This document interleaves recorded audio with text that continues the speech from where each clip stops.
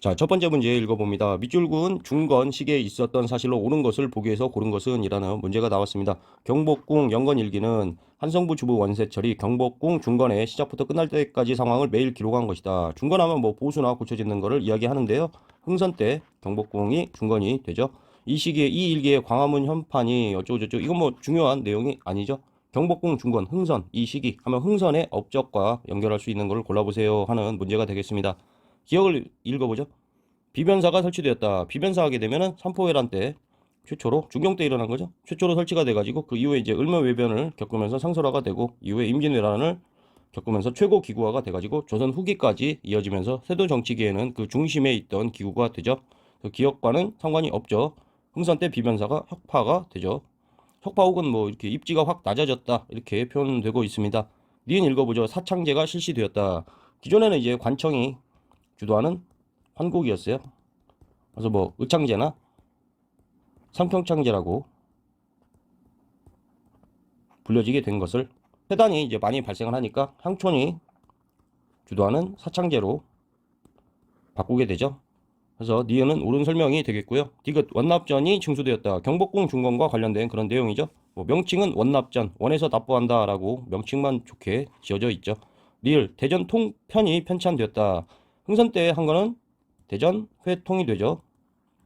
통편은 영정조 때, 영조 때 먼저 이제 속대전이 완성이 되게 되고 속대전과 다 합쳐가지고 정조 때 대전 통편이 편찬이 됩니다. 통이 먼저 나온 거 그게 정조라고 했고 통이 이후에 나온 거 이게 흥선이라고 했습니다. 정답은 니은 디귿이 되죠. 다음 문제. 자, 다음 문제 읽어봅니다. 가 법전이 편찬된 시기에 볼 수 있는 모습으로 가장 적절한 것은 이라는 문제가 나왔네요. 대전 통편 이후 영정조 시기에서 정조 때 만들어진 거죠. 80년 만에 새롭게 편찬된 법전이다. 기존 법전을 기본으로 삼고 각종 조례 등을 보완하여 체계적으로 정리한 조선시대 마지막 통일 법전이다 하면은 흥선 때에 편찬된 대전 회 통이 되죠. 통이 뒤에 나오는 거 이게 흥선 때라고 했습니다. 흥선 대원군 시기에 있었던 일을 골라주는 문제가 되죠. 선지 읽어봅니다. 동의보감하게 되면 광해군 때 해당되는 거죠. 2번 만동묘 복구를 건의하는 유생. 옳은 설명이죠.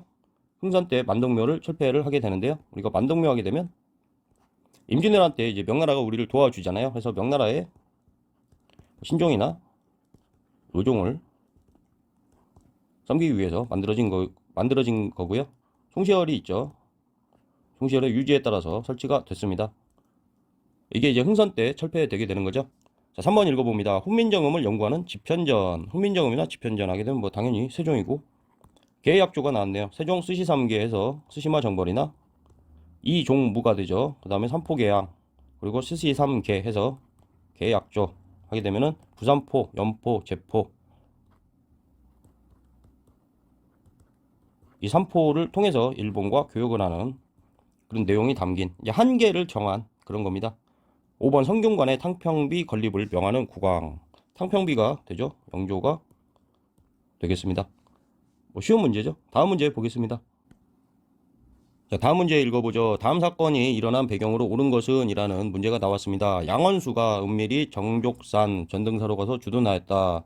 이것만 딱 보면 나와야죠. 양원수 정족산성 하게 되면 언제가 돼요? 우리 66년에 병제병 해가지고 병인박해 그리고 제너럴 셔먼호 사건 그리고 병인 양요가 있게 됩니다. 병인 양요 때 활약한 인물이 누구냐 하면은 한성근이 있고 문수산성이 되고 양원수가 있죠. 양원수는 정족산성이 됩니다. 그래서 뭐 병인 양요와 관련된 건데 지금 배경을 물어보고 있죠. 문제에서 배경이라고 하니까 병인 박해에 대한 선지를 골라주면 되겠습니다. 1번 읽어보죠. 종로와 전국 각지에 촉합위가 세워졌다. 71년도에 세워지게 되죠. 오른쪽 다시 봅니다. 71년도 하게 되면은 제너럴 셔먼호 사건을 원인으로 해가지고 미국이 쳐들어오죠. 신미 양요가 되죠. 인물은 어제는 미군과 싸워봤다. 광성보에서 어제연이 나와야 되고요. 신미 양요하고 71년도 가게 되면은 촉합위가 건립되게 됩니다. 다시 선지 봅니다. 2번 오페르트가 남영군 묘 도구를 시도하였다.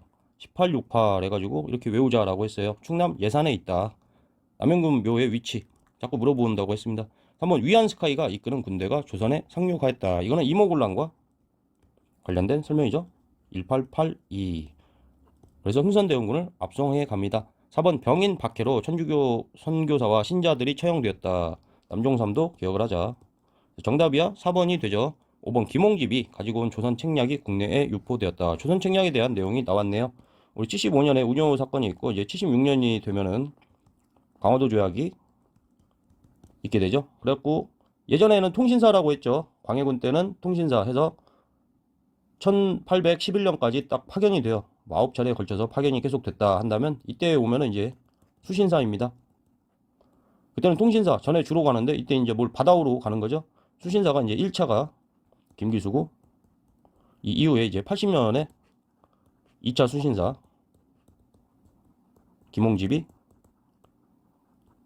일본에 다녀오면서 청나라 사람이 쓴 조선 책략을 가져오게 되죠. 지금 현재 상황에서 조선은 어떻게 해야 되는가 뭐 이런 내용이 됩니다. 그래서 다음 문제 보겠습니다.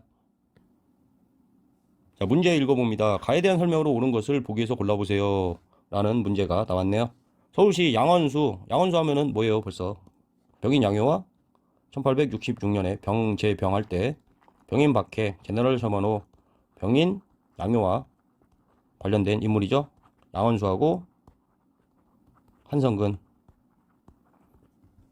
양원수와 관련해서 문제가 나왔습니다. 계속 읽어보죠. 서울시는 땡땡땡 때 그럼 뭐 병인양요가 되죠. 가는 정족상성 전투를 지휘한 양원수 장군의 문집인 하거집과 일기 등을 무형문화재로 지정했다. 로즈 제독이라는 명칭이 나왔습니다. 이름도 하나씩 기억을 하고 가요. 여기는 이제 로즈가 되죠. 반면에 이제 71년도에 제너럴 셔먼호 사건을 원인으로 해서 신미양요가 일어나게 되죠. 이때 들어온 미국 지휘관은 누구냐? 로저스입니다. 그래서 딱 이거를 뭐 몰라도 문제를 풀 수 있는 정도로는 나오는데 그래도 키워드가 되기 때문에 외워두면 뭐 눈에 익히는 정도로만 봐두면 좋겠어요. 그래서 병인양요와 관련된 설명을 골라주면 되죠. 기억, 러시아의 전형도 조차 요구를 저지시켰다. 우리 뒤에서 배울 독립협회와 관련된 설명입니다. 배경이 어떻게 돼요? 아관파천이 난 상황에서 독립협회가 고종의 황궁을 막 요구하는 거죠. 그래서 러시아 쪽의 이권 침탈 요구를 많이 저지를 하게 됩니다. 독립협회는 1896년이 돼요. 2번 니은 외교장각 도서가 약탈당하는 피해를 봤다. 니은이 옳은 설명이죠. 의궤가 약탈이 됩니다. 이후에 이제 뭐 영구대여 형식으로 반환이 돼가지고 지금은 우리한테 있는데 영구대여 형식 그럼 소유권은 이제 없는 거죠. 디귿 어제현 부대가 광성부에서 결사 항전하였다. 71년에 신미양요에 대한 그런 설명이 되죠. 리을 조선 정부의 프랑스 선교사 처형이 구실이 되어 일어났다. 플러스 남종삼. 병인 박해에 대한 설명이죠. 니은 리을이 옳은 설명이 되겠습니다. 계속 반복되는 쉬운 내용들입니다. 다음 문제 보죠.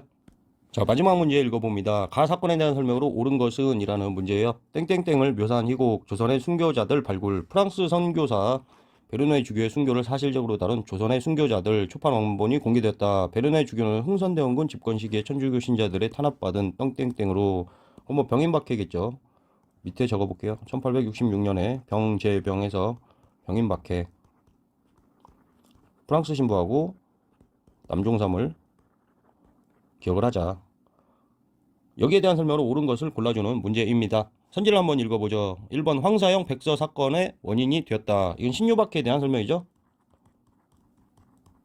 박해에 대해서 한번 간단하게 또 정리를 해보자면 맨 처음에 이제 영정조식의 정조 때 온화한 박해 신해 박해가 있죠. 신해라는 이름은 신해 통공하고 엮어서 외우면 쉽다라고 했습니다. 그리고 순조 때 1801년에 공노비 해방하고 엮어가지고 신유 박해가 있죠. 같은 해에. 신해 박해 하게 되면은 윤지충이나 권상현을 기억을 해야 되고요. 신유 박해 하게 되면은 이승훈이나 정약용 그리고 뭐 정약전 엮어가지고 우리 1번에 나온 황사형 백서 사건 읽으려다가 걸렸다라고 했어요. 그래서 뭐 박해가 더 심해졌다. 이때는 굉장히 매운맛 박해죠. 강건 탄압이 됩니다. 이때도 굉장히 강건 탄압이죠. 처벌받은 사람이 너무나 많으니까. 선지 계속 읽어봅니다. 2번 김기수가 수신사로 파견되는 결과를 가져왔다라고 한다면 뭐 강화도 조약과 관련된 설명이죠. 그래서 수신사 하게 되면 76년에 강화도 조약이 있고 난 이후에 1차 수신사로 김기수. 일동규를 가져왔는데 그 우리 시험에 잘 안 나옵니다. 그래서 2차로 김홍집이 가져온 조선책략. 김기수는 76년, 김홍집은 이제 80년이 되죠. 3번 읽어봅니다. 정부가 청군의 출병을 요구하는 계기가 되었다. 뭐 이모군란이나 갑신정변, 아니 뭐 동학 농민운동에 대한 그런 설명이 되죠. 4번 사태 수습을 위해 이용태가 안핵사로 파견되었다 하게 되면은 동학 농민운동에 대한 이야기입니다. 박규수가 파견된 거는 62년도에 임술 농민 봉기죠. 진주 밀란이라고도 불리는. 5번 로즈 제독 함대가 강화도를 침입하는 빌미가 되었다. 옳은 설명이죠. 그래서 로즈 제독을 딱 알고 있다면 헷갈리지 않는 그런 문제가 되겠습니다. 병인양요. 로저스하고 섞어가지고 뭐 그걸 딱 알고 있냐까지는, 그걸 모를 경우에 답을 못 고르게 그렇게까지는 내지 않지만 알고 있으면 훨씬 편합니다.